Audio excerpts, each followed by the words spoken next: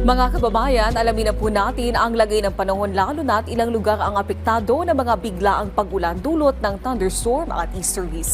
Ihahatid sa atin yan ni Pag-asa Weather Specialist John Manalo.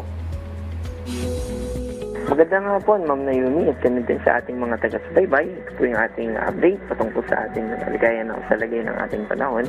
Ngayon po ay walang nakataas na thunderstorm advisory dito sa Metro Manila. Pero meron po tayo nakataas na thunderstorm advisory at ang ibig sabihin po ito, moderate to heavy rains kung ating ina-expect susunod na 2 oras dito sa probinsya ng Rizal at Laguna. At ito po ay yung thunderstorm naman ay kasalukuyan na nakakaapekto dito sa probinsya ng Quezon. To be particular sa General Lacar, Lucena, Tayabas, Bilao, General Luna, Macaselon at Lopez. Ganun din naman sa Bulacan, particular dito sa Doña Remedios, Trinidad. Samantala, throughout the country ay easterlies pa rin yung nakaka-apekto sa atin. Ito yung mainit na hangin galing sa Pacific Ocean. At ito rin yung nagdadala ng mga kaulapan dito sa Metro Manila, sa Bicol Region, sa Bulacan, sa Rizal at sa Quezon. Ibig sabihin ay nandun pa rin yung tsansa ng mga pag-ulan.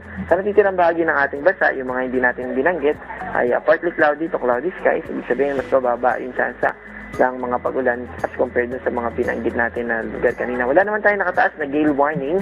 Ito naman po ang ating update patungkol sa mga dam status.